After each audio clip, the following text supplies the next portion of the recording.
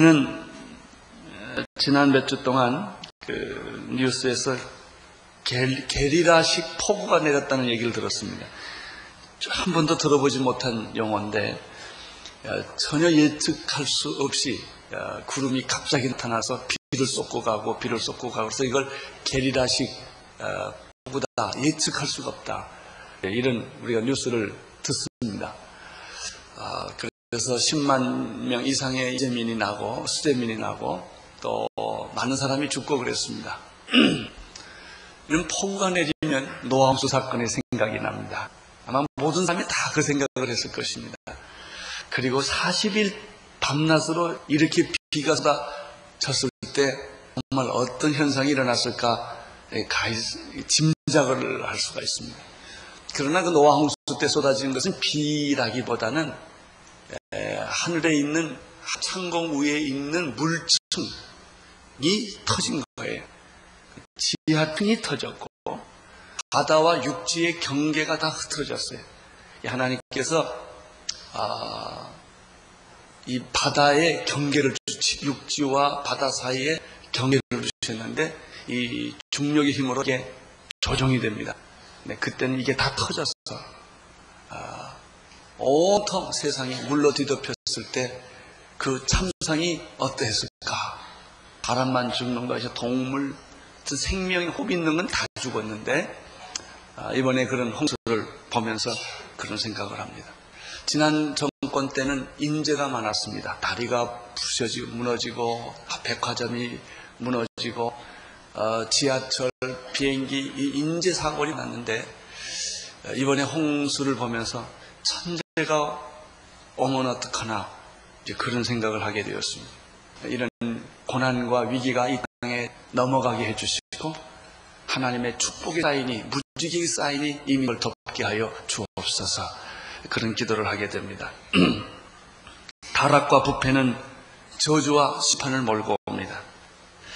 타락이 더 이상 갈 데가 없을 때, 부패가 만연해서 최악의 상황으로 가서 이제는 더 이상 부패할 게 없다고 생각되었을 때 어디로 갑니까? 심판으로 가게 되는 것입니다. 가인의 후예들이 하나님을 떠났습니다. 그리고 여호와의 동산인 에덴 동산에서 동쪽으로 계속 떠났습니다. 그들은 라멕 시대에 와서는 하나님의 이름마저도 다 잊어버렸습니다. 몇 대 지나지 않아서 하나님을 까맣게 잃어버린 것입니다. 사랑하는 성도 여러분, 여러분은 예수 잘 믿어도 여러분의 자녀들이 예수 잘 믿지 않는 시대에 우리가 살 수 있습니다. 여러분의 자녀들이 여호와 이름을 부르게 하십시오. 하나님을 경외하는 자녀들을 만드는 일만큼 중요한 일이 없습니다. 가인은 그것을 하지 않았습니다. 자기 자신도 하나님을 떠났을 뿐만 아니라 자기 자녀들에게 하나님을 가르치지 않았습니다. 세상대로 살도록 놔두었다고 하는 것입니다. 우리는 이 사람들을 가리켜 가인의 후예라고 말합니다. 죄가 관영하고 더 이상 버틸 수 없는 한계 상황에 왔을 때 하나님은 심판하시기로 결심을 합니다. 사람을 지으시는 것을 후회하시고 한탄하시고 가슴을 치시고 눈물을 머금고 심판하기로 결정을 하십니다. 그런데 재미있는 것은 심판의 방법이 물이었다고 하는 것입니다. 원래 물은 빛과 더불어 축복의 상징입니다. 태초에 빛이 있으라 하심에 빛이 있었더라. 첫째 날 빛을 만드셨습니다. 둘째 날 상공을 만들었는데 하늘을 만들기 위해서 하늘보다는 사실 물입니다. 하나님께서 모든 유성, 이 지구의 우주의 별들에게는 생명이 없습니다. 생명이 없다는 얘기는 물이 없다는 얘기입니다. 물이 있는 곳에는 생명이 있게 되어 있습니다. 지구에 하나님께서 지구를 만드시고 물로 지구를 덮으셨습니다. 그리고 하나님의 성령을 거기에 부어주셔서 생명이 잉태할 수 있는 환경을 만드십니다. 하나님께서 빛을 만드시고 난 다음에 둘째 날 물과 물이 나누라 하시고 그 물과 물이 나누어지는 그 사이를 가리켜 궁창 하늘이라고 말씀하셨습니다. 따라서 이 궁창 하늘 위에는 물이 있었던 것입니다. 그 하늘 밑에도 물이 있었습니다. 이 물과 물이 나누어졌기 때문에 그런 것입니다. 하늘 위의 물은 노아 홍수 때 터져서 지구에 다 내려왔습니다. 하늘 밑에 있는 물은 사실 물이라고 하는 면적은 땅의 면적보다 큰 것입니다. 물이 땅을 덮게 되어 있습니다. 그러나 그것이 만일 인력이나 중력의 법칙으로 하나님께서 조정을 하시기 때문에 그것이 더 이상 넘나들지 않을 뿐입니다. 산을 높였기 때문에 하나님께서 물을 한 곳으로 모았습니다. 이것을 바다라고 말합니다. 묻이 드러나게 됐습니다. 하나님께서 높게 이 레벨을 높여주었습니다. 이것을 우리는 땅이라고 말하는 것입니다.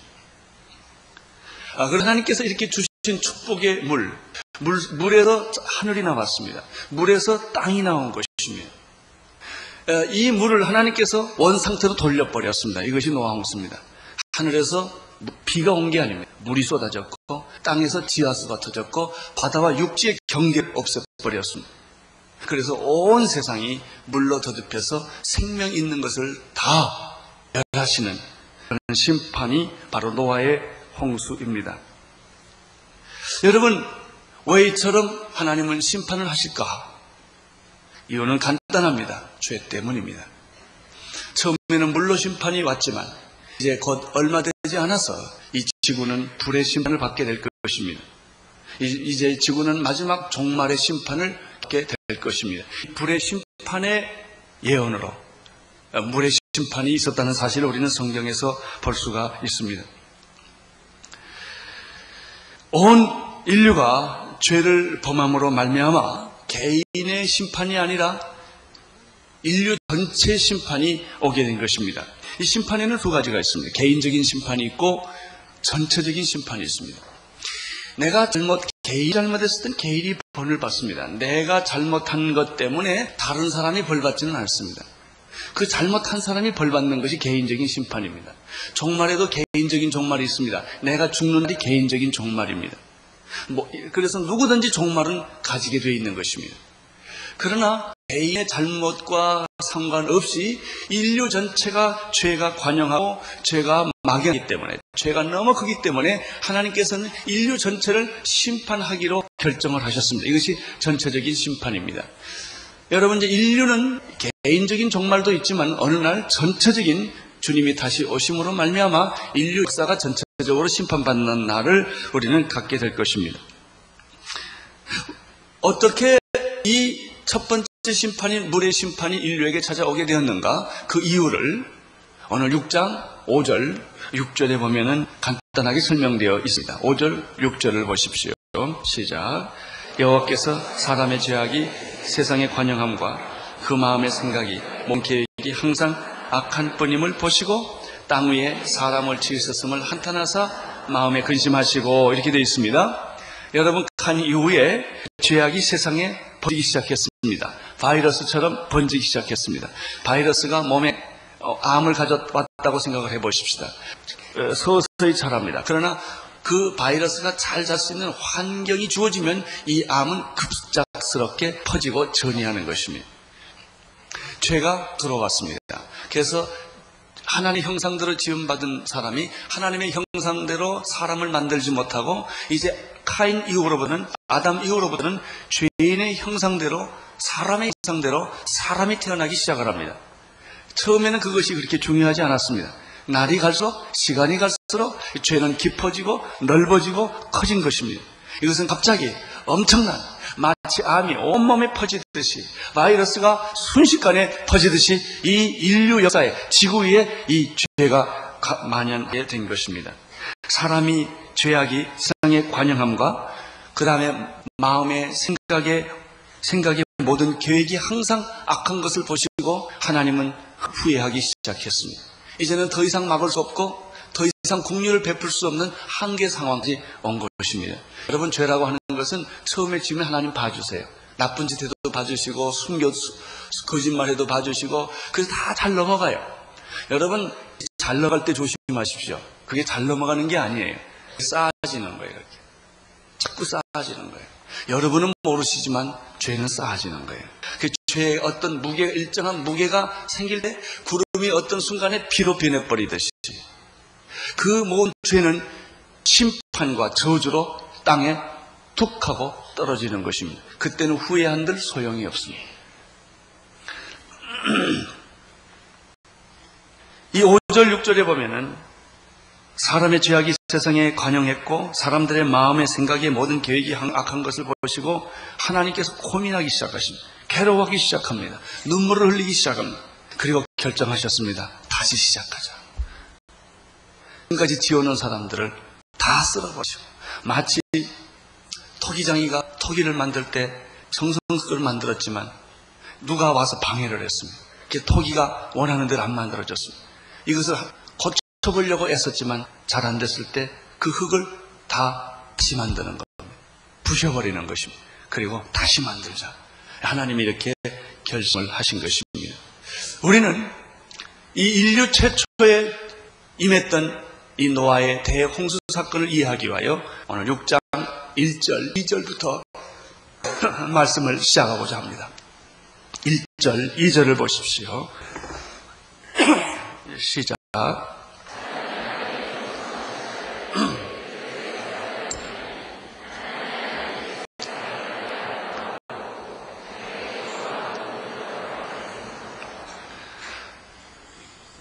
심판은 죄로부터 옵니다. 사람이 땅 위에 번성하기 시작할 때라고 되어 있습니다. 그것은 이미 죄인이 퍼지기 시작할 때, 이미 죄인이 된 가인의 후예들이 이제 아기를 낳고 땅에 번성하기 시작할 때, 거기 아주 재밌는 표현이 하나 나오죠. 그들에게서 뭐가 납니까? 딸들이 나네요. 오늘 여기 2절에 보면 사람의 딸들과 하나님의 아들들이라는 표현이 나옵니다. 아주 중요한 표현입니다. 이 세상은 사람의 딸들이 있고 하나님의 아들들이 있습니다. 여기서 사람의 딸들이란 어떤 딸들이냐면은 카인의 후예를 말합니다. 죄를 지어서 계속해서 죄를 낳고 죄를 만드는, 하나님께 돌아가지 않는, 저주받은 이런 죄의 후예들입니다. 그런데 거기 또 중요한 말이나 하나님의 아들들이 나타납니다.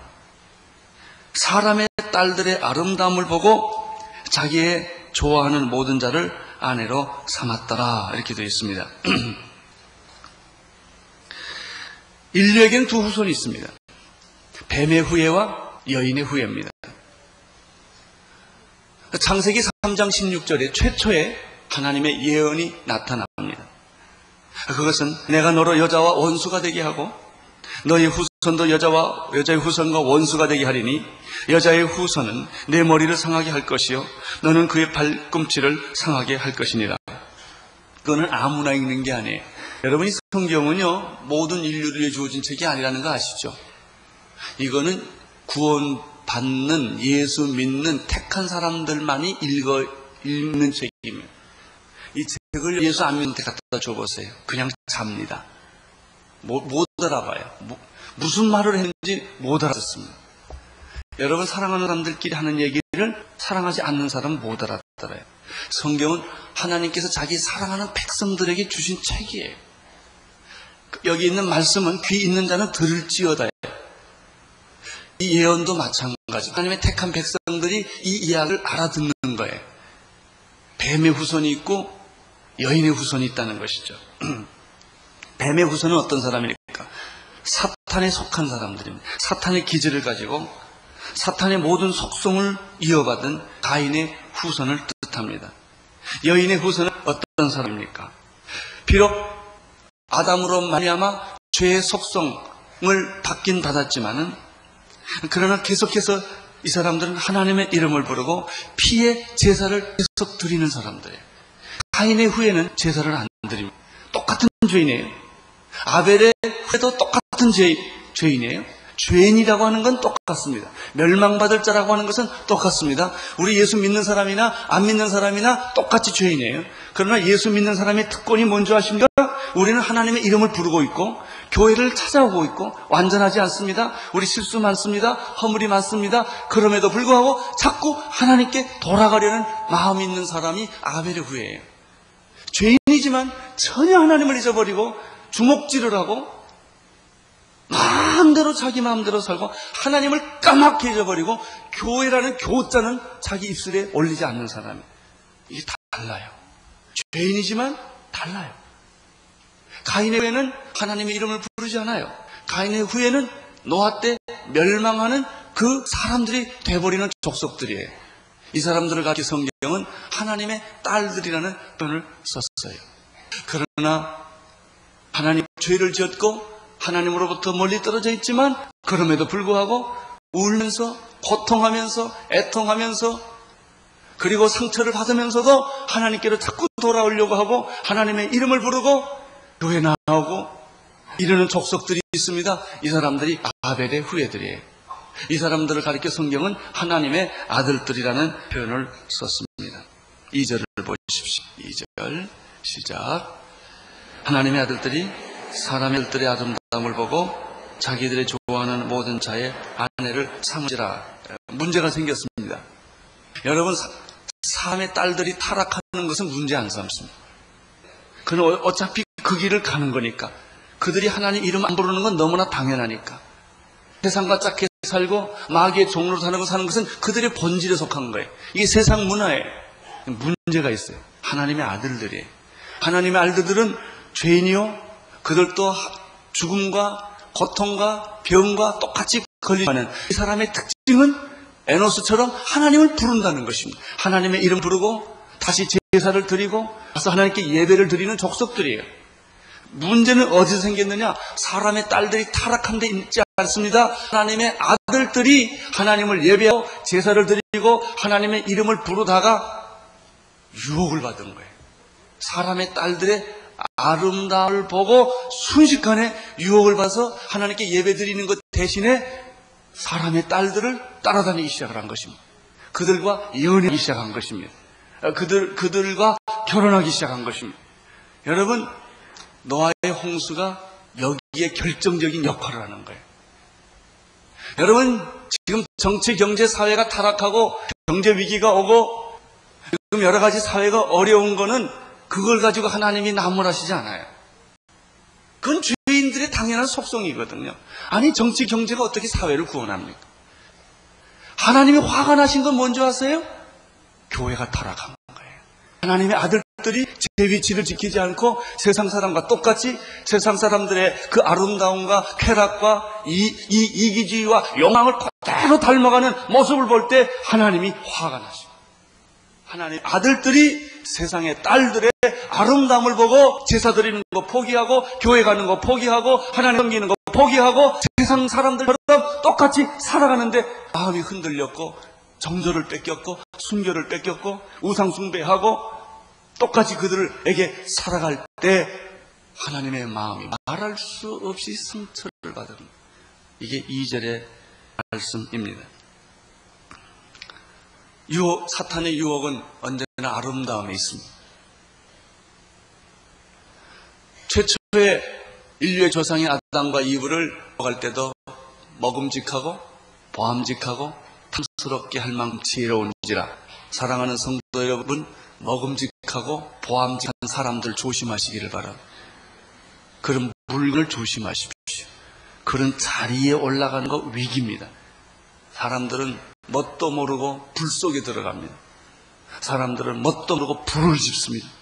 여러분, 번쩍거리는 것이 다 금이 아닙니다. 당신이 쥔 그것이 불덩어리라는 사실, 당신의 손을 태우고 말 것입니다. 당신이 가는 길이 저 높은 곳, 정상을 향하여 갑니다. 죽으러 가는 거예요. 그래요. 권력을 가진 자는 자리는 죽음의 자리입니다.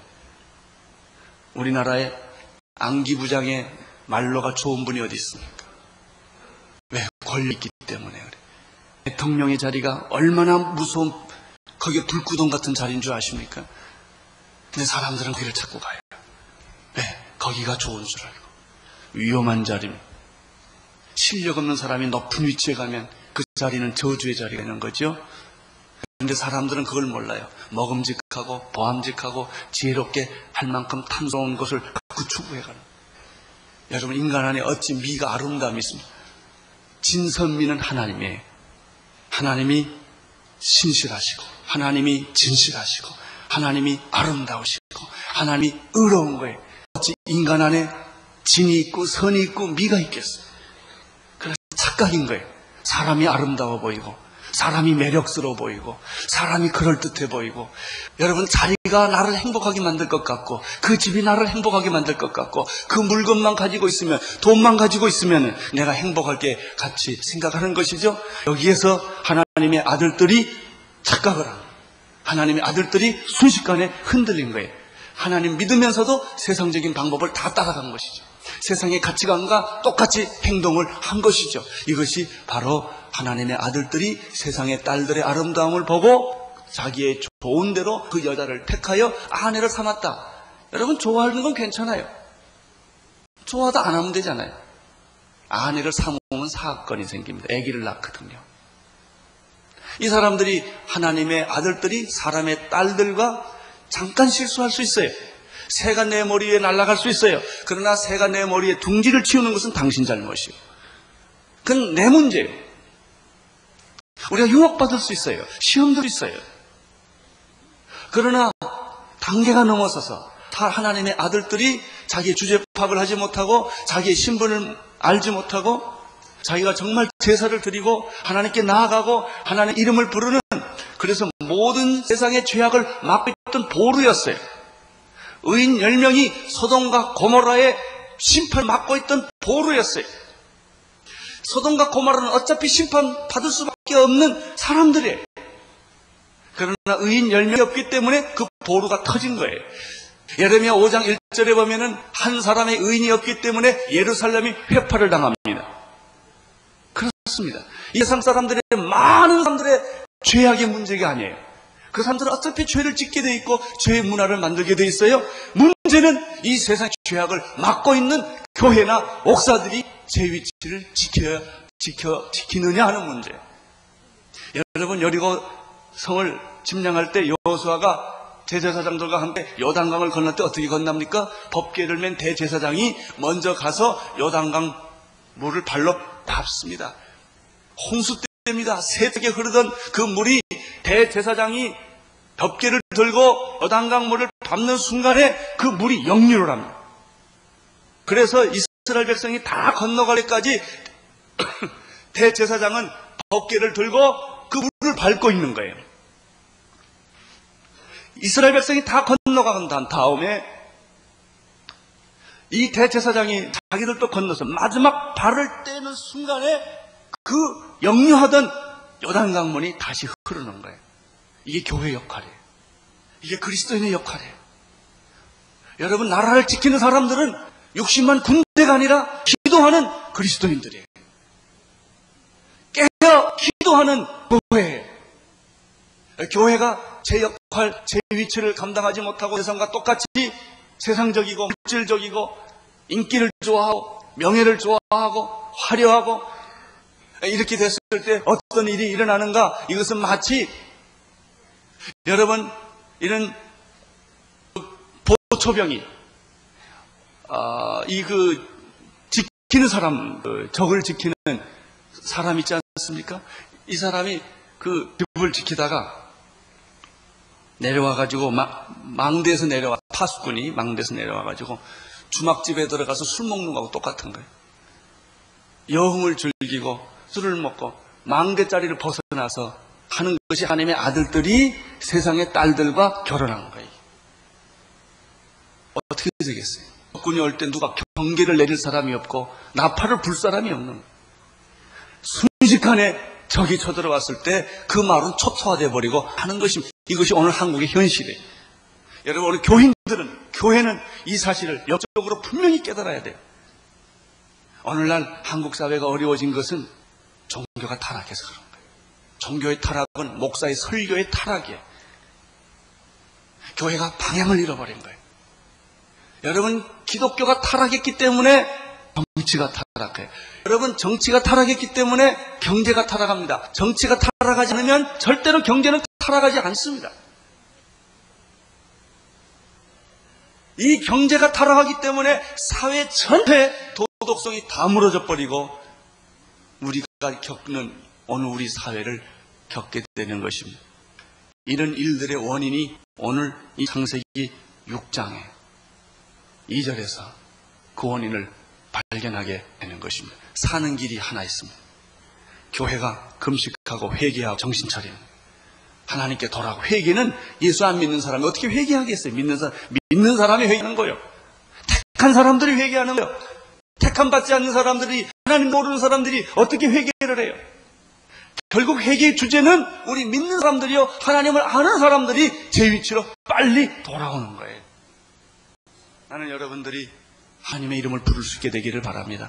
여러분의 자녀들이 하나님의 이름을 부르는 경건한 자녀들이 되기를 바랍니다. 세상에 보암직하고 몸직하고 탐스럽게 할 만큼 지혜로운 것들이 우리 주변에 아무리 많을지라도 우리는 하나님 하나 붙잡고 고독하고 외롭고 힘들지만, 그것이 화려하고 멋있는 것은 아니지만 그 길을 가는 거예요. 이 길을 교회가 걸어갈 때, 선교사님들이 계속해서 만이천종족으로 나갈 때, 우리 성도님들이 은혜 받고 이 사회가 필요한 어두운 구석구석을 복음을 들고 말씀을 들고 직업을 바꿔서라도 거기에 나갈 때 사회는 바로 돼요. 그 길 외에는 없어요. 성경에 그 길 외에 회복하는 길이 없다는 거예요. 방법은 우리예요. 우리가 변하면, 우리가 회개하면, 교회가 제정신을 차리면 교회도 경쟁하기 시작했습니다. 교파가 경쟁하기 시작했고, 크기 경쟁하기 시작했고, 어떤 교회가 잘났냐, 어떤 교회가 대형 교회냐, 어떤 교회가 헌금 많이 하냐, 어떤 교회가 일 많이 하냐, 이런 걸로 세상 사람들 같이 똑같이 양심을 지키지 않고, 도덕을 지키지 않고, 순결을 지키지 않고 교회가 이렇게 되어갔을 때 세상 사람들은 다 혼돈에 빠지게 된 거예요. 나는 오늘 교회가, 오늘 예배드리고 있는 여러분들, 이 말씀에 귀를 기울일 수 있게 되기를 축원합니다. 그러면 이 심판은 거두어지고 하나님의 축복은 새롭게 우리 안에 찾아올 줄로 믿습니다. 3절을 보십시오. 3절 시작. 여호와께서 가라사대 나의 신이 영원히 사람과 함께 하지 아니하리니 이는 그들의 육체가 됨이라. 그러나 그들의 날이 120년이 되리라. 여기 두 가지 중요한 메시지가 있어요. 첫째는 죄를 지으면 어느 한계의 상황이 넘어가면 하나님께서 떠나신다는 것입니다. 하나님의 신이 사람과 함께하지 아니하리라. 영원히 함께하지 아니하리라. 여러분, 지금은 하나님이 은혜의 때요, 구원의 날입니다. 지금은 아직도 기회가 있고 시간이 있습니다.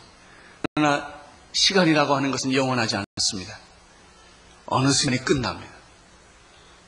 여러분 그저 실타래 있지요. 방직 공장에 가면은 실타래가 쭉 돌아가는 거 보면 굉장히 예뻐요. 수백 개가 쫙 가면서 이제 옷감을 짜는데 이게 영원히 돌지 않습니다. 그 양이 다 끝나면 탁 하고 끊어져요. 여러분 이렇게 계속 가지 않아요. 이제 어느 시간에 끝이 있어요. 기독교의 역사관은 시작이 끝이 있다는 거예요. 시작이 있고 종말이 있다는 거예요. 여러분 영원히 살지 않아요. 이렇게 지금 안 죽을 것 같이 다 폼 잡고 앉아있지만 꼭 죽어요. 내가 예언하는데 여러분 꼭 죽어요. 끝이 있어요.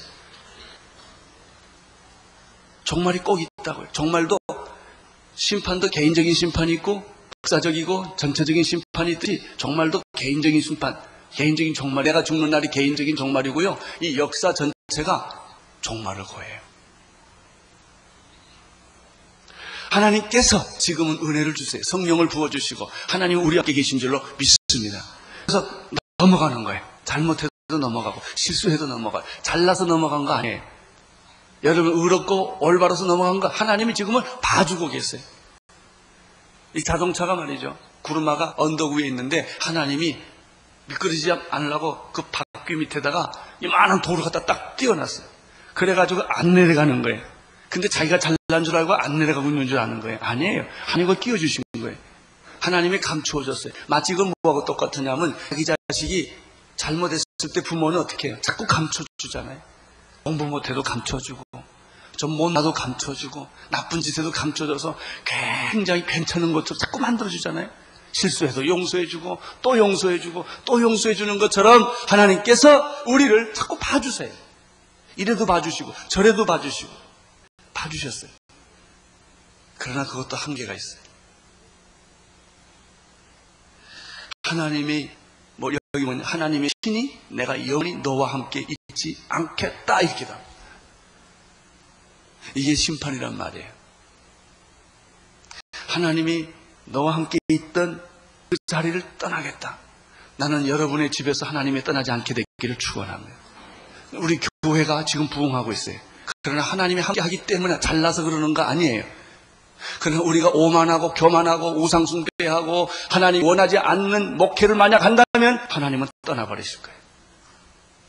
저는 영국에서 그런 거 많이 봤어요. 영국 교회가 무너지니까 그 교회가 디스코텍장으로 변하더라고요. 너무 화가 나요. 옛날에 예배드린 그 장소가 지금은 디스코텍장이 되는 거예요. 제가 지난번에 호주를 갔더니 한 교회는요 술집이 됐더라고요. 이 교회가 또 얼마나 그 안틱 같잖아. 아주 고색 창연하지 않습니까? 또 그걸 잘 설교 다니다 술집 술상 만들어 놓고 이렇게 딱 해놨다. 제가 너무 속상해서 떠나지 못하고 몇 번 뱅글뱅글 돌았어요. 이걸 다시 사는 방법이 없을까? 예? 여러분, 중국에 가보세요. 옛날에 교회가 다른 장소로 다 변했어요.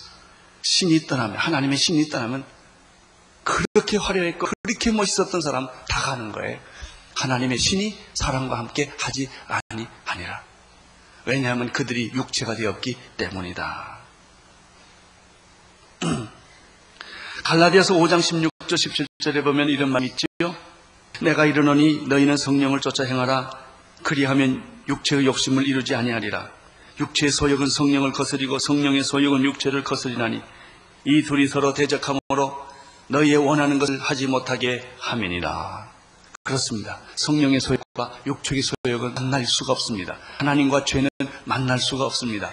여러분, 죄로부터 돌아오시기를 바랍니다. 회개하시기를 바랍니다. 사람들의 딸들을 끊으십시오.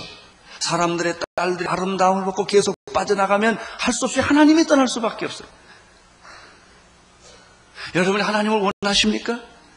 하나님이 여러분의 집에 들어오시기를 원하십니까? 그러면 하나님이 싫어하는 것을 버려야 합니다. 하나님이 싫어하는 것을 가지고 있으면서도 하나님 오십시오.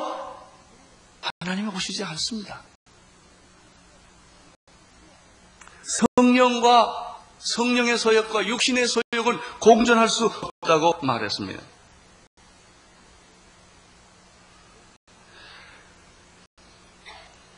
다윗은 시편 51편에서 이런 기도를 한 적이 있습니다. 주의 얼굴을 내 죄에서 돌이키시고 내 모든 죄악을 도말하소서. 다윗이 죄를 지었어요. 하나님이 신이 성령이 자기에서 떠나는 느낌을 받기 시작해요. 죄로 말미암아 생긴 아이를 하나님이 죽이시겠다는 거예요. 다윗은 하나님의 영이 내게 떠나는 걸 알기 시작했어요. 여러분, 다윗이 어떻게 기도를 합니까? 하나님이여 내 속에 정직한 영을롭게 하시고 나를 주 앞에서 쫓아내지 마시고 주의 성령을 거두지 마옵소서. 주여 주의 구원을 내게 회복시키시며 자원하는 심령을 주사 나를 붙들어 주시옵소서. 사랑하는 성도 여러분, 까불 때 적당히 까부시기를 바랍니다. 이게 지나치면 문제됩니다. 어느 선까지. 여러분이 과거에도 괜찮았으니까 앞으로도 괜찮을 것이다 생각하지 마세요. 하나님께서 어느 선까지 더 이상 안 되니까 주의 신이 영원히 사람께 하지 않을 것이다. 그리고 너는 육체로 그냥 살아라. 그 다음 말이 재밌어요. 4절을 다시 한번 보십시오. 3절이요. 그들의 날이 뭐죠? 120년이었다. 이 말이 무슨 말이에요? 자, 하나님의 신이 사람과 영원히 함께 하지 않을 것이며 그들은 육체가 됨이라. 그 다음에 하나님께서 그들의 날을 120년이 되게 하리라. 이 두 가지가 있어요. 여러분, 이 하나님의 신이 떠난 이후로부터 심판받을 때까지 120년 후라는, 120년이 심판이 온다는 거예요. 인간은 120상 이상 살기 어려운 존재예요.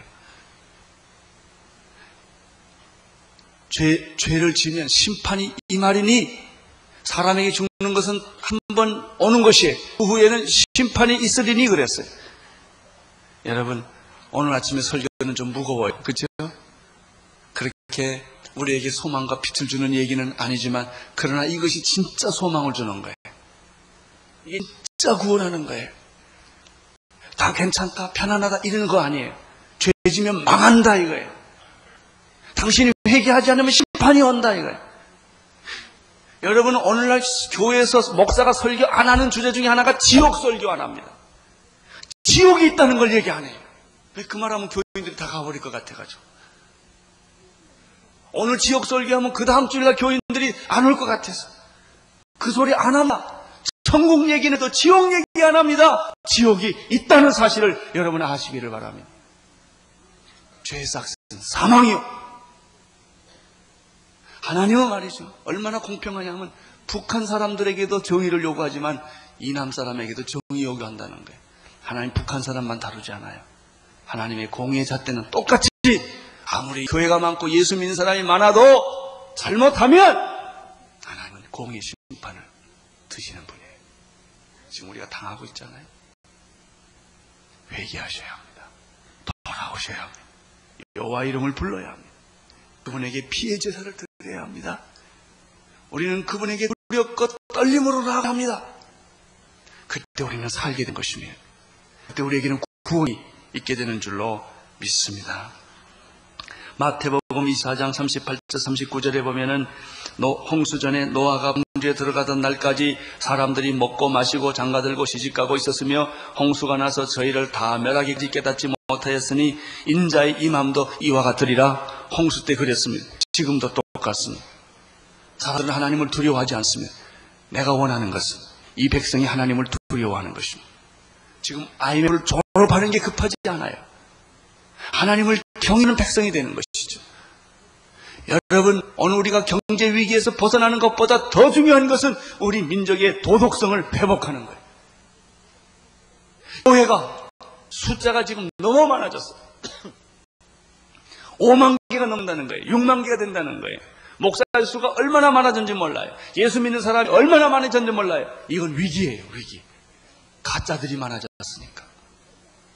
사랑하는 성도 여러분, 교회가 작을지라도, 목사의 수가 작을지라도, 크리스천의 수가 작을지라도 하나님의 백성답게 의롭고 정직하게 사는 아벨의 후예들이 피의 제사를 드리며 하나님께 나아갈 때 이 민족은 소망이 있는 줄로 믿습니다. 구원은 거기서 오는 것이죠. 통일의 책임도 교회가 있어요.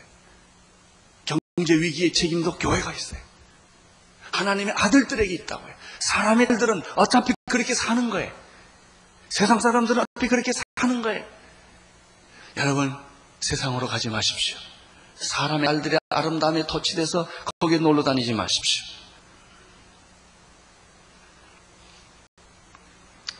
(5절) (6절) 보십시오.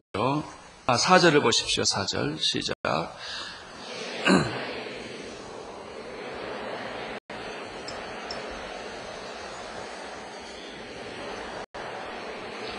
여기서 보면 우리 세상의 모습을 4절에서 한 절로 설명하고, 이 세상은 어떤 곳인가.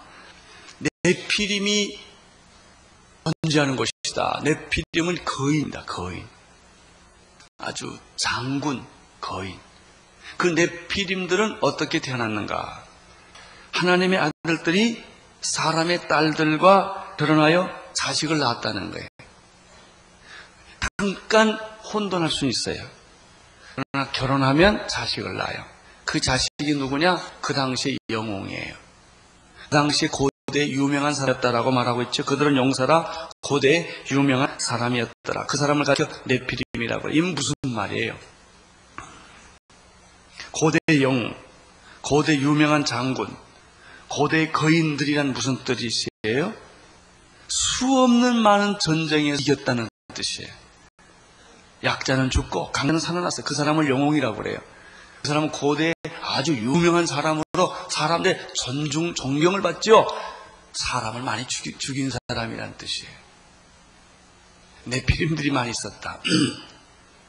고대 영웅들이 있었다. 유명한 사람들이 있었다. 라는 얘기는 그렇게 수많은 전쟁과 죽음이 있는 사회였다. 다시 말하면 전쟁과 죽음이 있는 사회요, 폭력과 살인만이 존재하는 사회였습니다. 수많은 사람들이 킬링필드 고인들처럼 도살장에 끌려가는 사회입니다. 정보사회가 얼마나 무섭습니까? 저는 며칠 전에 스탈린에 관한 무슨 다큐멘터리 하나 보다가 그 마지막 스탈린이 죽어가는 그때 그 러시아 사회가 얼마나 공포의 사회였는지, 죽음의 사회였는지. 여러분, 이 세상은 전부 이렇게 죽음과 공포와 마피아가 존재하는, 마피아의 말을 듣지 않으면 살아갈 수가 없는, 일본에도 그런 깡조직이 있지 않습니까? 그 사람들의 말을 듣지 않고는 장사를 할 수가 없는, 폭력이 난무하는, 죽음이 난무하는, 전쟁이 난무하는, 도대체 살 수가 없는, 숨 쉬고 살 수가 없는 그런 사회였다는 것이죠. 하나님이 이런 사회를 보고 네피림이 있고 영웅이 있고 고대 유명한 사람들이 판치는 그런 세계를 보시고 하나님이 사람을 지으신 것을 마음에 후회하시고 한탄하시고 이들을 싹 쓸어버리시기로 결정했다는 얘기가 5절 6절의 이야기예요. 5절 6절 보십시오. 시작. 여호와께서 사람의 죄악이 세상의 관영함과 그 마음의 생각에 계획이 항상 악할 뿐임을 보시고 땅 위에 사람을 지으셨음을 한탄하시고 마음에 근심하였다. 7절. 가라사대 나의 창조한 사람을 내가 지면에서 쓸어버리되 사람으로부터 육과 기능과 공중의 새까지 그러하니 이는 내가 그것을 지었음을 한탄함이니라 하시니. 여러분, 자기가 지은 건물을 자기 손으로 부실 때, 자기가 그린 그림을 자기 손으로 찢을 때, 자기가 작곡한 악보를 자기가 찢을 때 그 심정이 어떻겠습니까? 하나님의 마음에 자기가 그렇게 공들여서 사랑으로 창조한 인간들, 우주 만물 모든 자연을 하나님은 자기 손으로 다 뒤집어 엎어버려 했어요. 이것은 마치 자기 자식을 죽이는 부모의 심정과 똑같은 거예요. 이것이 하나님의 마음에.